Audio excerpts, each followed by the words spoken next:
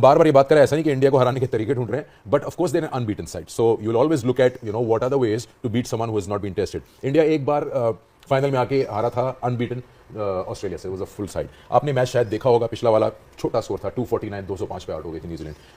Wicket spinners को loose की. What can they do differently in terms of mindsets before taking that flight tomorrow? Just look at the Australian team, what they have done to India team. I think I think ये भूल जाना चाहिए कि India है सामने. ये भूल जाना चाहिए कि आप लेसर हैं या आप अच्छे नहीं हैं. आई थिंक सेंटनर के अंदर वो बिलीफ सिस्टम मुझे नजर आया आज एज अ कैप्टन कि यार वो चाहता है कि मैं टाइटल जीत जाऊँ. I think but you have to do the right thing at the right times. At the same time I think you gonna have to wear the onslaught. जब रोहित शर्मा ऑनस्लॉट पे जाएगा वो आपको न्यूट्रलाइज करेगा आपकी स्पिन बॉलिंग को, specially centre के attack करेगा वो. Let's presume that. I think वहाँ पे आपको संभालना, अपने कैरेक्टर को, अपनी टीम को संभालना है. आई थिंक देखें यार, अगर आप अभी पूछते हैं तो 70-30 है. अगर ऑड्स अगर आप देखते हैं तो India looks far better side. ठीक है, when it comes to batting in the spinners and comes to maturity, तो मुझे लगता है कि यार they are far better side. But if you bring a game to that day, on that day, and you think that यार now we thoroughly deserve that after 35 years or 40 years. यार हम कोई वर्ल्ड कप नहीं जीते तो इसका ये मतलब नहीं है कि वो अच्छी टीम नहीं है. ठीक है. तो जी अच्छा जी, तो ये जैसे आपने ऑब्वियसली टच अपॉन किया कि सैंटनर के अंदर एक बिलीफ है. एक और चीज़ जो उनको निगेट करनी पड़ेगी वो है इंडिया का spin attack. I mean that's going to be the key battle here कि जी उनके पास 4 स्पिनर्स हैं, न्यूजीलैंड के पास बैट्समैन हैं जो बहुत अच्छे हैं, लेकिन वहाँ पे अभी तक जितने भी हमने मैचेस दुबई में देखे हैं, चाहे वो अक्षर पटेल हो गए, चाहे वो कुलदीप हो गए, चाहे वो वरुण हो गए, सब ने अपना रोल निभाया है and they have got breakthroughs at the right time. So how does New Zealand counter that और negate that aspect of India's bowling? देखें, जो हम भी क्रिकेट खेले हैं यूएई में, स्पेशली दुबई वाले वेन्यू पे, और जो इंडियन टीम खेली है, जो उनको सेपरेट करती है दूसरी टीम से, दूसरी टीम्स के बैटर से, वो ये करती है कि उनकी स्ट्राइक रोटेशन बहुत अच्छी है. वो स्ट्राइक रोटेशन जो है ना, वो बहुत बड़ा जो है वो रोल है वहाँ पे, टारगेट को अच्छी जगह पे लेके जाना. If you batting first and if you chasing, वो और ज़्यादा इंपॉर्टेंट हो जाता है. तो वो जो स्ट्राइक रोटेशन है वेरी वेरी इंपॉर्टेंट. और दूसरा, जो स्मिथ ने इनिंग्स खेली है, जो 5th फील्डर था, ही टुक दोज रिस्क. वो डाउन द विकेट आए, उन्होंने गैप्स में जो बड़ी पॉकेट्स हैं वहाँ पे जाकर उन्होंने प्लेस किया, उन्होंने 2 रन लिए. ये दूसरी वाली चीज़ है. तीसरी चीज़ ये है कि जो भी न्यूजीलैंड का batter, if whoever gets into 30s 40s, वो उसकी कोशिश ये होनी चाहिए कि वो उसको 80s में लेके जाए, 90s में लेके जाए, और अगर अच्छा खेले तो 100 में लेके जाए. वो ये उसकी रिस्पॉन्सिबिलिटी हो गए. वो आप डिफाइन नहीं करेंगे किसी भी बैटर को आपके पहले से 6 तक. हुएवर गेट्स इनटू 30s और 40s, उसकी रिस्पॉन्सिबिलिटी होनी चाहिए कि वो 80s और 90s या 100 तक वो लेके जाए. क्योंकि वहाँ पे आपको टोटल तो 237 हुआ, 240 हुआ, 260 समथिंग हुआ, फिर इंडिया ने भी चेस किया. तो वहाँ पे वो जो मार्जिन आ रहा है वो यही आ रहा है. जो चेस भी हो रहा है वो तकरीबन थोड़े से ओवर रह जाते हैं, तो उसमें से चेस हो रहा है. वो जो पार स्कोर है वो वही बैटर्स आपको करके दे सकते हैं कि जो सेट हो गए हैं उन कंडीशंस में. उनका काम है कि bat through and bat deep, ताकि वो चांस मिले नीचे वालों को, वो एक्सप्लॉइट कर सकें. तो मेरे ख्याल में न्यूजीलैंड के लिए बहुत इंपॉर्टेंट है, whoever gets in, make sure scores big. वो कहते हैं ना कि is treated as just another game, but ऐसा होता नहीं है. अदरवाइज साउथ अफ्रीका सारे जीत जाता मैच. लेकिन कहीं ऐसा फील होता है कि जो भी टीम जा रही है दुबई, एक चीज लेके जा रही है माइंड में कि जी उनके पास एडवांटेज है होम का. अगर इसको एरेज कर दे, स्किल दोनों टीम के पास है, दोनों बेस्ट फील्डिंग साइड्स हैं, दोनों के पास बॉल और बैटर सब कुछ है. I think it's about what you take here on the day. देखिए, प्रेशर बड़ी स्टेज पे जब आप फाइनल खेलते हैं तो दोनों टीमें फील करती हैं, क्योंकि वो lot of things on stake है कि आपने ट्रॉफी उठानी है या नहीं उठानी, क्योंकि लोग चैंपियन को याद रखेंगे. मुझे नहीं लगता कि इस वक्त न्यूजीलैंड को ये सोचना चाहिए कि वो फाइनलिस्ट हैं और उनको कंडीशनल कोई डिसएडवांटेज है. वो वहाँ पे खेल चुके हुए हैं, they been to UAE many times, इन प्लेयर ने बहुत ज़्यादा क्रिकेट वहाँ पे खेली भी है. मुझे लगता है कि इस वक्त it's all about how they can win against one of the team जो अब वहाँ पे रूल कर रही है. इस वक्त कोई भी टीम कुछ भी कर रही है, वो चेस करके भी जीत रहे हैं और पहले बैटिंग करके भी जीत रहे हैं. तो इसका मतलब है वो एक कंप्लीट टीम के तौर पर खेल रहे हैं, और उनकी जो गेम अवेयरनेस है when it comes to win the game, उनकी प्लानिंग के अंदर उनके बैट्समैन, उनके बॉलर वो रोल प्ले कर रहे हैं जहाँ से टीम जीत जाती है. तो New Zealand I think having a momentum with them कि वो भी यहाँ से जब हार के वापस आए दोबारा से एक अच्छी टीम जो इस टूर्नामेंट की वन ऑफ द फेवरेट्स थी उसको हरा के वापस आ रहे हैं. तो I think they should have more confidence in the dressing room कि अगर हम अपने स्किल्स पे अच्छा खेल गए. और उनको निगेट करने के लिए आई थिंक केन विलियमसन का 100 करना, रचिन रविंद्रा का 100 करना, डैरन मिचेल का 49 करना, और लेथम वी ऑल नो कि ही also pledge well against spinner. तो मुझे लगता है इन 4 प्लेयर्स. अस्सलाम वालेकुम, कैसे आप लोग? ठीक ठाक है. मेरे ख्याल में दुनिया में कुछ लोग ऐसे आते हैं जो अपनी ज़िंदगी में बहुत ज़्यादा नाम बना सकें, बहुत ज़्यादा इज्जत बना सकें, बहुत लोग पहचाने उनको कि ये कौन है. आई थिंक रोहित शर्मा उनमें से एक है. व्हाट अ परफॉर्मेंस यार. क्या वो बंदा खेलता है. मतलब मैं पर्सनली, कुछ क्रिकेट में ऐसे प्लेयर्स हैं जो ऐसे बैट्समैन हैं जब उनकी बैटिंग आती है तो स्पेशली टीवी के सामने बैठ के उनकी बैटिंग देखता हूँ, जिसमें से रोहित शर्मा भी हैं, विराट कोहली भी हैं। जब डिविलियर थे वो उनकी बैटिंग देखता था, जब क्रिस गेल थे उनकी बैटिंग देखता था, बहुत से ऐसे प्लेयर्स हैं, बहुत सचिन जब खेलते थे उनकी बैटिंग देखता था। मतलब पाकिस्तान में अगर वसीम अकरम बॉलिंग कर रहे हैं या वकार यूनिस बॉलिंग कर रहे हैं, उनको देखता था। तो रोहित शर्मा आई थिंक ऐसा प्लेयर है कि जब वो बैटिंग करने आता है तो आई थिंक टीवी के सामने से नज़रें हटती नहीं है, क्योंकि वो जिस तरीके से बैटिंग करता है, जो शॉट्स खेलता है, कभी कभार ऐसा लगता है कि आई थिंक दुनिया का यही सबसे बड़ा प्लेयर है। मैं सच आपसे बात कर रहा हूँ, जो शॉट्स खेलता है, जिस तरह विकेट को समझता है, जिस तरह स्पिनर्स को खेलता है, जिस तरह फास्ट बॉलर्स को खेलता है, सारे शॉट्स खेलता है। लगता ऐसे है कि रोहित शर्मा इसी तरीके से खेलता रहना, पता नहीं कितने ज़्यादा रिकॉर्ड्स वो बना जाएगा। और दुनिया का बड़ा प्लेयर वही होता है जो डे बाय डे अपनी क्रिकेट को इम्प्रूव करता है, अपनी क्रिकेट को समझता है। आई थिंक रोहित शर्मा उनमें से एक है कि वो डे बाय डे अपनी क्रिकेट को इम्प्रूव कर रहा है। क्रिकेट को इम्प्रूव कैसे कर रहा है? 50 से 100, 100 से 150, 150 से 200, 200 से 250, इस तरीके से वो कन्वर्ट कर रहा है अपने रन्स को। अगर आप इस तरीके से कन्वर्ट करते हैं अपने रन्स को हर दफ़ा, ये नहीं कभी कभार, हर दफ़ा सेंचुरीज आपको देख लें, कितने वर्ल्ड कप में कितनी सेंचुरीज उसने की हैं, फिर उसके बाद इस सीरीज़ में देखें, उससे पहले भी आप देखें कितना परफॉर्म करता रहा T20 क्रिकेट के अंदर, वनडे क्रिकेट, टेस्ट मैच में, हर जगह पे।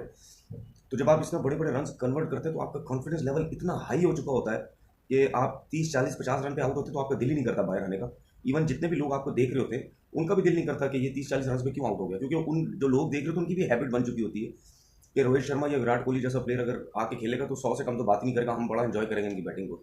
तो आई थिंक आगे चल के मुझे ऐसा लगता है कि बहुत से रिकॉर्ड टूटने वाले हैं जिस तरीके से वो खेलता है। मैंने हमेशा पहले बात बोली थी कि हमेशा आपकी टीम के अंदर अगर कोई ओपनर तगड़ा किस्म का है जो तीनों फॉर्मेट में खेल सकता है तो वो उसके लिए उसकी टीम का बहुत ज़्यादा फायदा होता है। I think Rohit Sharma one of the best एक एग्जांपल है कि तीनों फॉर्मेट के अंदर जैसा वो खेलता है, जैसा वो लिटा देता है पूरे बॉलिंग लाइनअप को, तो आधी इंडिया का जो आधा कॉन्फिडेंस है वो तो रोहित शर्मा के ऊपर है, बाकी जो रह जाता है वो विराट कोहली उसको लेके चलता है।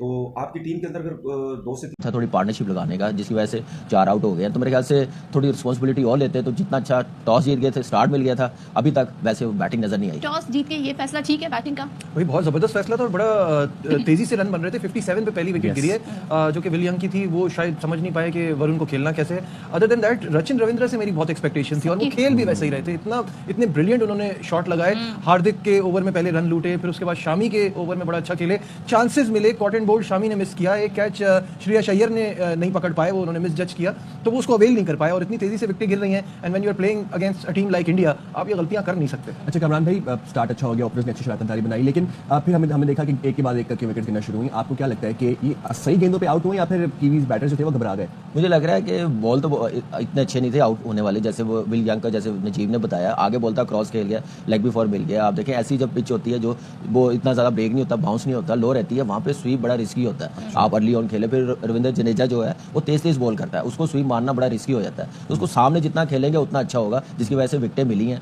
लेकिन अभी जैसे रन जैसे बन रहे हैं, अभी ये लास्ट पार्टनरशिप है, ये जितनी एक्सटेंड होगी उतना अच्छा होगा, एक डिसेंट टोटल, फाइटिंग टोटल बन जाएगा, एटलीस्ट 250 के करीब बनाएं कि बॉलिंग ऐसी है डिफेंड कर सकते हैं। ठीक है, इनके एक मैट हेनरी भी नहीं है जिसने आउट किए हुए हैं सबसे ज़्यादा, वो भी नहीं खेल रहा, ये भी एक प्रेशर होगा उन पर कि हम इतना टोटल बना सके कि हमारी बॉलिंग डिफेंड कर सके, फाइट कर सके। 210, 220 पे रहे तो बिल्कुल ही मैच से बाहर। हम यूज्ड टू हो गए अपने हमारे जो ग्राउंड में रन्स बन रहे थे, स्पेशली लाहौर में 300 प्लस 350 प्लस, तो हम यहाँ सोच रहे हैं कि ये क्या स्कोर है। लेकिन अगर देखें नजीब, तो कहाँ तक स्कोर ऐसा होगा जिसपे न्यूजीलैंड को एक सपोर्ट मिलेगी? देखिए अभी जैसे कामरान ने बात की ना, मैट हेनरी का ना होना एक प्रॉब्लम है उनके लिए, तो they can't just settle at something less than 250 260, इससे ऊपर ही जाना होगा, तभी आप इंडिया को टफ टाइम दे सकते हैं। ये भी मुझे बोलते हुए अजीब लग रहा है, बट एक फाइटिंग चांस तो होगा जब आप 250 क्रॉस कर लेंगे।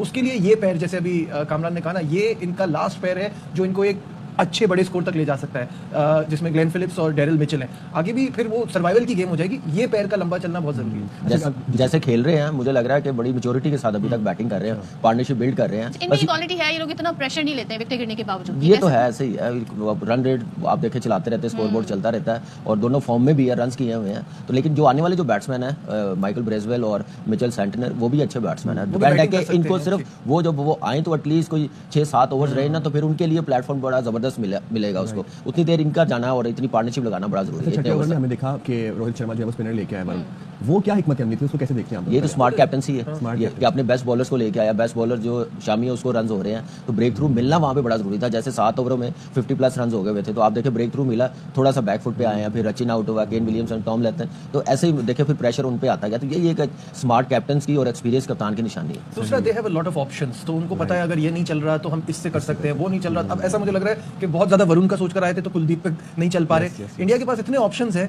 तो जाहिर है कप्तान के लिए भी कंफर्ट है ना कि मैं किसी को भी ला सकता हूँ किसी भी टाइम पे। ऑप्शंस मतलब एक चीज और बताइएगा कि न्यूजीलैंड के पास ऐसे स्पिनर्स नहीं। लेकिन इंडिया ने जो फील्डिंग की है ना फाइनल के अंदर, ये इंडिया की टीम का लेवल नहीं है भाई। जहां पे हम तारीफ करें वहां पे जो उन्होंने, अगर आज भारत ना चेस कर पाया, हारा, तो इसका जिम्मेदार भारत की फील्डिंग होगी, क्योंकि ये 170-80 पे उन्होंने ऑल आउट हो जाना था। इतने कैचेस कौन छोड़ता है? 4 कैचेस आपने लगातार छोड़ दिए, उसके बाद 4 कैचेस तो उसने मारे थे, उसने आई थिंक 1-2 और छोड़े हैं, और आपने कैचेस किसके जो है 2 रविंद्रा के छोड़ दिए हैं, फिर एक बीच में चलते रहे रोहित शर्मा ने एक, हाँ वो बहुत हाइट पे कैच था, लेकिन वो अगर क्योंकि आपका बहुत बड़ी टीम के साथ, मतलब बड़ी टीम के साथ फाइनल है, तो आप कैचेस को छोड़ के आप ज्यादा चांसेस दूसरी टीम को नहीं दे सकते, और ये फाइनल है, और अगर आपने कैचेस छोड़े हैं। अच्छा, अभी ना यहाँ पे हम सारे के सारे मैच देख रहे थे, 250 बोर्ड पे लगा, जितने भी यहाँ पे लोग थे ना, 1-2 को छोड़ के सारे एक ही बात कर रहे थे कि 250 चेज नहीं हो रहा, क्योंकि न्यूजीलैंड की बॉलिंग ज्यादा खतरनाक है, फील्डिंग अच्छी है। तो यहाँ पे सबने एक ही चीज की कि न्यूजीलैंड वाला मैच जीत रहा है। अगर अपना पॉइंट ऑफ व्यू की बात करें, पता नहीं वैसे तो न्यूजीलैंड को पिक किया हुआ, लेकिन मुझे पता नहीं गट फीलिंग कहती है कि ना इंडिया के पास अच्छी टीम है जो चेस कर सकती है, बट न्यूजीलैंड की फील्डिंग जो है ना, न्यूजीलैंड की जो बॉलिंग है वो बहुत अच्छी है। तो यहाँ पे कुछ चेंज होता दिख रहा है, बट अगेन कहूंगा इंडिया को आज इस मैच के अंदर बचाने वाला कुलदीप यादव है। कुलदीप यादव ने 2 बड़ी विकेट ली है। वो विलियमसन को अगर वो आउट ना करता तब भी आपके हाथ से मैच निकला हुआ था, अगर वो रचिन रविंद्रा को आउट ना करता तब भी 2 बड़ी विकेट वो लेके गया। यहाँ पे जितने भी सारे स्टूडियो में बैठे हुए थे, उनका एक वो जो होता है एक गट फीलिंग कह रही थी कि यार 250 हो गया, क्योंकि न्यूजीलैंड की बॉलिंग अच्छी है, इस वजह से कि ना न्यूजीलैंड ये मैच जीत सकता है। और ये मैच बिल्कुल अभी भी कोई फैसला को ऐसा नहीं हुआ कि न्यूजीलैंड जीत गया मैच, इंडिया जीत गया मैच। यहाँ पे 250 स्कोर हुआ है, और 250 का एक होता है, एक फटा होता है, तो ये मुश्किल होगी जरूर इंडिया को। उनके पास विराट कोहली है, उनके पास शुभमन गिल है, उनके पास रोहित शर्मा है। आपके अगर दोनों में ओपनर में से कोई एक भी चल गया तो इंडिया ये मैच जीत रहा। सबसे बड़ी विकेट है श्रेयस अय्यर की, अय्यर बड़ा इंपॉर्टेंट रोल प्ले करेगा। कैचेस इंडिया ने छोड़े हैं, न्यूजीलैंड कैच नहीं छोड़ेगा, तो ये माइंड में रखिएगा। मैं आपको एक और चीज बता दूं, आज विकेट के अंदर इतना स्पिन भी नहीं है। पाकिस्तान के अगेंस्ट 2.8 डिग्री था भाई साहब, 2.8 डिग्री, आज सिर्फ 2 डिग्री है। तो न्यूजीलैंड ने उसके लिहाज से देखा जाए तो कम स्कोर किया है। अगर न्यूजीलैंड 280 करता, मैं कहता न्यूजीलैंड वाला मैच जीत जाएगी बड़े आराम से, लेकिन 250 की है, मैच क्लोज जाएगा, बट इंडिया के पास स्ट्रॉन्ग चांस है कि वो चेस कर जाए। यहाँ से देखिए एक चीज और भी है कि आज इंडिया को एक एडवांटेज एक्स्ट्रा ये भी है कि मैट हेनरी नहीं है आज, तो भाई वो एडवांटेज भी इंडिया को मिलेगा। इसके साथ साथ अगर हम देखें ना तो ये स्कोर 250 नहीं होना था, एंड के ऊपर आके हार्दिक पांड्या और शामी के ओवर के अंदर आके ऐसा जो सा एक स्कोर लगा ना, एक उनको बूस्ट मिल गया, जो हार्दिक पांड्या को पहले 6 का उसके बाद शामी वाले ओवर के अंदर। लेकिन स्टिल मेरे हिसाब से 252 is not a big total भाई, इतना भी कोई बहुत ज्यादा नहीं हो गया। हाँ, लेकिन इंडिया ने जिस तरह सारे मामले को कंट्रोल के अंदर रखा हुआ था, और इंडिया जिस तरह नजर आ रहा था कि यार उन्होंने उनको रोक दिया है जहां पे 70, और उसके बाद भाई 65 बॉल गुजर गई, बाउंड्री नहीं है, 15 ओवर डॉट खेल दिए हुए थे उन्होंने, 20 ओवर डॉट खेल दिए हुए थे। तो भाई इस पॉइंट के ऊपर आके भी 250 करवाना थोड़ा आज था इंडिया ने। 91 गोल्स पे 50 यार बात वही है ना, उन्होंने खेला तो बड़ा स्लो, लेकिन अब देखो कुछ भी हो सकता है। उमर साहब 250 तक चलेंगे, वो देखो 250 तक चलेंगे। स्टैट्स करेंगे। और आज मोहम्मद शामी ने बहुत बड़ी बॉलिंग की है फाइनल के लिहाज से। हार्दिक पांड्या ने बहुत बड़ी बॉलिंग की है। इंडिया के अगर आज चौथा स्पिनर ना होता, बिल जॉन्सन ने एक फास्ट बॉलर खिलाया तो बड़े रन बन जाने थे। और आप देखो ये न्यूजीलैंड के ये वो ना हो जाए कि जैसे मैट हेनरी बाहर हुआ है, तो उसकी जगह एक आपने फास्ट बॉलर वही ना पड़ जाए, वही ना मतलब पड़ जाए। ये एडवांटेज भी इंडिया के लिए है, क्योंकि मैट हेनरी का हमेशा अबव हैंड रहता था इंडियन बल्लेबाजों के ऊपर, अब वो नहीं है, तो टॉप ऑर्डर इजी होके खेलेगा। आप 19 का सेमीफाइनल देख रहे हैं, और आई थिंक मैट हेनरी के ये चैंपियंस में सबसे विकेट्स भी हैं ऑलरेडी। तो मतलब जब वो गिरा था ना लास्ट मैच में, तो हमें पता लग गया था, उसी टाइम ही कह दिया था भाई ये ना राइट शोल्डर के बल गिरा है, तो ये राइट ही हैंड से बॉलिंग करवाता है, तो इसको ना टफ, थोड़ा सा टफ हो जाएगा इसके लिए। हालांकि उसके बाद भी उसने बॉलिंग करवाई थी, लेकिन फिर भी उनके उस पे है, उन्होंने खिला के एक ऑलराउंडर खिलाया है। बैटिंग में तो उसने कोई फायदा नहीं दिया, और आई थिंक बॉलिंग में भी नहीं दे पाएगा, क्योंकि वो यंग है, अभी इतना ज्यादा उसको एक्सपीरियंस नहीं है as compared to Matt Henry. लेकिन बात फिर वही है, 250 स्कोर है, आसान नहीं होगा इंडिया के लिए भी। यहाँ पे हम कोई बैठ के ये नहीं कह सकते न्यूजीलैंड जीत गया, इंडिया जीत गया, लेकिन ये मैच फाइट हमें देखने को जरूर मिलेगी। इसका ये बात है, फाइट इसलिए देखने को मिलेगी, इंडिया ने जितने भी मैचेस इजीली खेले, चेस किए, वो सारे ग्रुप मैचेस थे। इसमें क्या कहते हैं, फिर अब आके ये हेलो दोस्तों, स्वागत है आप सभी का हमारे चैनल पर एक बार फिर से। दोस्तों हम बात करने जा रहे हैं चैंपियन ट्रॉफी में हुए आज के फाइनल के बारे में, जिसमें भारत ने न्यूजीलैंड को हरा दिया है दोस्तों। और अगर हम मैच की बात करें तो मैच की शुरुआत में भारतीय कप्तान आज लगातार 13वां टॉस हार गए, और न्यूजीलैंड के कप्तान मिचेल सैंटनर ने टॉस जीतकर पहले बल्लेबाजी करने का फैसला लिया, और उनकी फैसला बिल्कुल बहुत ही बढ़िया साबित हुआ दोस्तों, क्योंकि एक समय पर न्यूजीलैंड की टीम बहुत ही मजबूत स्थिति में दिखाई दे रही थी। क्योंकि जिस तरह से न्यूजीलैंड की शुरुआत हुई दोस्तों, रचिन रविंद्रा ने एक बेहतरीन शुरुआत दी न्यूजीलैंड की टीम को, जहाँ पर उनके 7 ओवर के अंदर 50 से ऊपर का स्कोर हो चुका था, वो भी दुबई के पिच पर, जो पिच अभी तक स्लो खेलती हुई नजर आ रही थी। लेकिन उसके बाद में दोस्तों अगर हम बात करें न्यूजीलैंड की पारी की, तो न्यूजीलैंड की पारी की शुरुआत में का विकेट दोबारा से आज वरुण चक्रवर्ती ने पहला विकेट चटकाया, जिसके बाद में विल यंग जो सेटल दिखाई दे रहे थे और जिन्होंने अभी टेस्ट सीरीज में भी इंडिया की टीम को काफ़ी ज़्यादा परेशान करा था उनको बोल्ड कर दिया। लेकिन उसके बाद में दोस्तों अगर हम बात करें आज कुलदीप यादव जो पूरी सीरीज़ में ज़्यादातर पिछले लास्ट 2 मैचों में फीके नज़र आए थे, आज उन्होंने बहुत ही बढ़िया बॉलिंग करी क्योंकि दोस्तों सेट हुए थे रचिन रविंद्रा को उन्होंने आज पहली ही बॉल पर आउट करा और उसके बाद में दोस्तों न्यूजीलैंड की बैटिंग की रीड माने जाने वाले केन विलियमसन को आज उन्होंने बहुत ही जल्दी आउट कर दिया और ये न्यूजीलैंड की टीम के लिए बहुत ही तगड़ा झटका था क्योंकि दोस्तों न्यूजीलैंड के लिए केन विलियमसन का चलना बहुत ही ज़्यादा जरूरत है क्योंकि न्यूजीलैंड की टीम जो है बहुत ही ज़्यादा निर्भर करती है बैटिंग लाइनअप में केन विलियमसन के ऊपर। लेकिन केन विलियमसन आज 11 ही रन बना पाए और कुलदीप यादव का दूसरा शिकार बने। इस तरह से कुलदीप यादव ने एक आज बेहतरीन परफॉर्मेंस देते हुए जो अभी तक उनका जो आईसीसी टूर्नामेंट में अच्छा प्रदर्शन नहीं हो पा रहा था, आईसीसी टूर्नामेंट के फाइनल मैचों में सेमीफाइनल मैचों में उसको तोड़ दिया है। जिस तरह से आज उन्होंने बॉलिंग करके दिखाई है उससे साफ साफ नजर आ रहा है कि कुलदीप यादव आने वाले टाइम में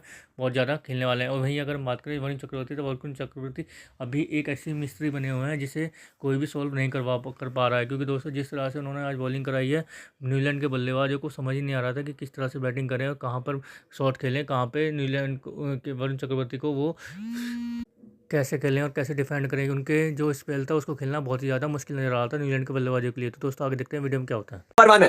और जो भारत अब 4 स्पिनर खिला रहा है ये एक अलग ही नेक्स्ट लेवल का कॉम्बिनेशन बना दिया है। आज बड़े इमोशनल सीन्स देखने को मिले। टॉस से पहले जब मैट हेनरी को नहीं खिलाया जा रहा था इंजरी की वजह से, वो रोते हुए नजर आए, आंखों में आंसू थे और उसके बाद वो गए। नेथन स्मिथ को आज चांस मिला उनकी जगह। न्यूजीलैंड की थोड़ी सी गेंदबाजी पे फर्क रहेगा क्योंकि मैट हेनरी एक ऐसा खिलाड़ी है जो भारत को हमेशा तंग करता है। चाहे आप 2019 की बात करें, चाहे दुबई में पिछला मैच भी था, मैट हेनरी एक ऐसा बॉलर है जो आपके पेसर्स के पास तो कुछ है ही नहीं। जो सीधी सी बात है, शमी ने इतना जोर लगाया, सीधी सीधी मार पड़ रही है, हार्दिक ने जोर लगाया, लेकिन मार पड़ रही है बस। लेकिन हेनरी ने फिर भी बड़ी बेहतरीन गेंदबाजी की है। हेनरी ने कराची में भी अच्छी गेंदबाजी की थी, हेनरी ने दुबई में भी अच्छी गेंदबाजी की थी। लेकिन न्यूजीलैंड के पास वो क्वालिटी स्पिनर्स नहीं है जो इंडिया के पास है। अगर न्यूजीलैंड फंसा सकता है तो आज कुछ मिचेल सैटनर को कुछ खास करना पड़ेगा, ब्रेसवेल को कुछ खास करना पड़ेगा, फिलिप्स को कुछ खास करना पड़ेगा, रविंद्रा को कुछ खास करना पड़ेगा। अदरवाइज अगर इंडिया जो क्योंकि इतनी क्वालिटी स्पिन नहीं इंडियन को झेल जाता है तो मुझे लगता है कि बड़ी आसानी से 251 चेज हो सकता है। अगर मिचेल सैटनर ने अपना जादू ना जगाया और अर्ली पावर प्ले के अंदर 2 आउट्स ना हुए तो फिर तो आसानी से चेज है। लेकिन विकेट थोड़ा मुश्किल है, विकेट पे बॉल रुक रुक कर आ रहा है और स्पिनर फंसा सकते हैं भाई। अगर 251 पर भी हो तो क्या कहेंगे? आप ये कह रहे हैं ना, आप ये कह रहे हैं कि न्यूजीलैंड के पास पेस बैटरी नहीं है, आप स्पिन कहते हैं कि फास्ट बॉलर उनके पास अवेलेबल नहीं है। देखिए लेकिन भी तो फायदा नहीं है पेस का इस विकेट के ऊपर जो आज का विकेट है भी फारिग ना, क्योंकि हमने देखा इस विकेट पे हेनरी तो अच्छी बॉलिंग करते जब उन्होंने की थी। ये इंडिया पाकिस्तान मैच वाली विकेट है जो दी गई है, इंडिया पाकिस्तान वाली विकेट है। अगर आप बात करें, देखो इशू ये है कि न्यूजीलैंड के पास क्योंकि पेस वो उस लेवल का है भी, एक हेनरी थे जो फास्ट बॉलिंग में कुछ करके दिखाते थे, वो अभी नहीं है। सैटनर एक ऐसा इस टीम के अंदर एक खिलाड़ी है जो भारत के ऊपर एक मेंटली दबदबा भी रखता है, क्योंकि आपको याद होगा इंडिया और न्यूजीलैंड की सीरीज हुई थी घर पर इंडिया में, वहां भी सैटनर ने कमाल किया था। और इस पूरी की पूरी चैंपियंस ट्रॉफी में सैटनर बड़ी अच्छी और बेहतरीन गेंदबाजी करते हुए आ रहे हैं।